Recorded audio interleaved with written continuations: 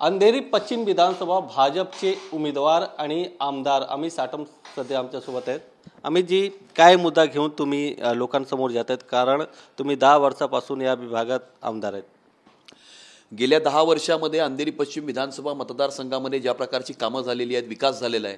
58 पेक्षा जास्त गार्डन्स तयार केलेले आहेत, 100 पेक्षा जास्त टॉयलेट स्लम एरियाजमध्ये निर्माण केले आहेत. Juhu beach cleaning, Juhu beach beautification, Gilbert हिलचं संवर्धन असेल, 400 पेक्षा जास्त CCTV कॅमेराज असतील, कोविडच्या काळामध्ये टेस्टिंग कॅम्प्स, वॅक्सिनेशन कॅम्प्स असतील, एअरपोर्ट ऑथॉरिटी ऑफ इंडियाच्या जमिनीवर असलेल्या झोपडपट्टीचा बायोमेट्रिक सर्वे असेल, नेहरूनगर, इंदिरानगर, शिवाजीनगरचा, रखडलेल्या सगळ्या SRAच्या योजना कार्यान्वित करण्याचा प्रयत्न जो केलेला असेल, या सगळ्या कामांच्या आधारावरती मोठ्या प्रमाणावरती अंधेरी पश्चिमची जनता ही महायुतीला आपलं समर्थन आणि आशीर्वाद ही देताना दिसत आहे. लोकांचा प्रतिसाद कसा प्रकारे भेटत? लोकांचा खूप उत्स्फूर्त अशा प्रकारचा प्रतिसाद हा लाभत आहे. कारण गेल्या 10 वर्षामध्ये दिवसाचे 24 तास, आठवड्याचे 7 दिवस, महिन्याचे 30 दिवस आणि वर्षाचे 365 दिवस मी जनतेच्या सेवेमध्ये कार्यरत आहे. आणि त्यामुळे आता जेव्हा निवडणुकीच्या काळामध्ये मी जनतेचे आशीर्वाद घेण्यासाठी जातो, त्यावेळेला निवडणूक आहे म्हणून मी जातोय असं नाही आहे. मी गेल्या 10 वर्षामध्ये सतत जनतेमध्ये असून जनतेच्या सेवेत कार्यरत आहे. पण तुमच्या समोर जे महाविकास आघाडीचे उमेदवार आहेत ते सांगतात की तुम्ही 10 वर्षामध्ये काही नाही केले आहेत, माझ्या कामावर तुम्ही नेम प्लेट लावून श्रेय घेत आहेत. असं आहे, विरोधकांना काही बोलण्यासाठी काही नाही तर असे काहीतरी थातुरमातुर आरोप करत असतात. मी त्याच्याकडे लक्ष देत नाही.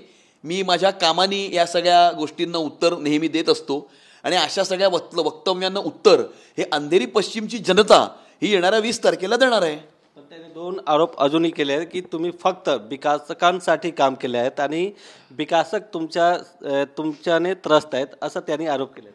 असं आहे की गेल्या 10 वर्षामध्ये ज्या प्रकारची कामं अंधेरी पश्चिम विधानसभा क्षेत्राच्या कानाकोपऱ्यामध्ये झालेली आहेत, समाजाच्या सर्व स्तरांमधून आम्हाला आशीर्वाद लाभत आहेत, पाठिंबा मिळत आहे.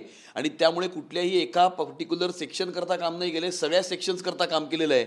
आणि त्रस्त जे आहे याच्याबद्दल जे काय म्हणतात, गेल्या 10 वर्षामध्ये किती बिल्डरांच्या कंप्लेंटी माझ्या नावाच्या आहेत आणि किती बिल्डरांच्या कंप्लेंटी त्यांनी 10 वर्षात ते आमदार असताना त्यांनी केला, याचा रेकॉर्ड RTI मध्ये जर काढला तर दूध का दूध पाणी का पाणी होईल. आणि दुसरा मुद्दा की जुहू गल्लीचा जो SRAचा प्रोजेक्ट आहे, जो रखडला आहे, ज्याच्यामध्ये फ्रॉड झाला, 4000 कोटी रुपयाचं जमन झालं, ज्याच्यावरती EDचा स्टे होता, ज्याच्यामध्ये DHFLचे पार्टनर्स जेलमध्ये गेले, त्याचा नारळ फोडताना हे होते. जुहू गल्लीच्या SRAच्या प्रोजेक्टचा नारळ फोडताना हे त्यावेळेला उपस्थित होते, हे त्यावेळेला आमदार होते आणि हे त्या बिल्डरच्या खांद्याला खांदा लावून त्यावेळेला तिकडे उभे होते. आणि त्यामुळे याचा अर्थ हा होतो का की DHFLच्या स्कॅममध्ये यांचाही सहभाग आहे? तुम्ही जर अजून त्याच्या डिटेलमध्ये गेलो तर DHFLची एंट्री ही यांच्या अकाउंटमध्ये सुद्धा आहे आणि त्याची सुद्धा त्या DHFLच्या स्कॅममध्ये येणाऱ्या काळामध्ये त्याची सुद्धा चौकशी होणार आहे.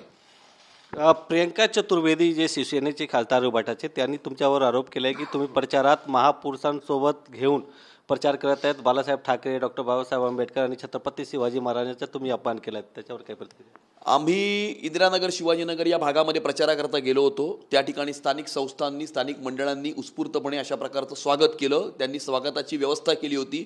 त्या ठिकाणची सगळी व्यवस्था, ओवाळणी असेल, पुष्पगुच्छ असतील, हे त्यांनी केले होते. त्यांनीच त्या ठिकाणी महापुरुषांचे देखावे हे उभे केलेले होते. परंतु महापुरुषांच्या वेशभूषेमध्ये असलेल्या व्यक्तींनी मतांसाठी कोणतंही अपील केलेलं नाही. त्यांनी त्या ठिकाणी कोणतंही वक्तव्य केलेलं नाही. त्यांनी त्या ठिकाणी कुठल्याही पक्षाचं किंवा उमेदवाराचं समर्थन केलेलं नाही. ते फक्त तिथे त्या ठिकाणी उपस्थित होते. याच्यामध्ये आचारसंहितेचा कोणताही भंग होत नाही. प्रचार फेरी आणि प्रचार सभांमध्ये महापुरुषांच्या तस्विरी या स्टेजवरती लावून त्यांना अभिवादन केलं जातं. या ठिकाणी रिअल रूपमध्ये महापुरुष उपस्थित होते. त्यांना त्या ठिकाणी अभिवादन करण्यात आलं होतं, त्यांचं माल्यार्पण करण्यात आलं होतं.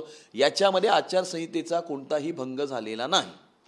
एक शेवटचा प्रश्न आहे, तुम्ही 10 वर्षामध्ये अनेक काम केलेत, आता जर जिंकून आला तर काय करणार? येणाऱ्या 5 वर्षाकरता या ठिकाणी edutainment theme park DN Nagar, ज्याचा नारळ ऑलरेडी फोडलेला आहे, multi utility civic facility, skill development centre, hawking zones, hawking plazas, Andheri मार्केटच्या रिडेव्हलपमेंटमध्ये हॉकिंग झोन तयार करून अंधेरी स्टेशनच्या परिसरातील सर्व फेरीवाल्यांना त्या ठिकाणी त्यांचं पुनर्वसन केलं जाईल.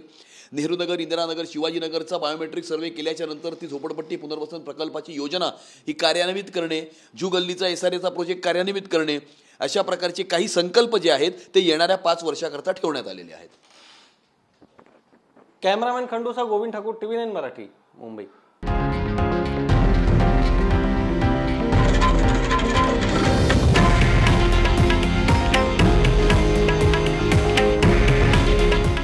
आहे देशातील नंबर 1 न्यूज नेटवर्क आणि आपण पाहत आहात TV9 मराठी. काळजी तुमची, हित महाराष्ट्राचं.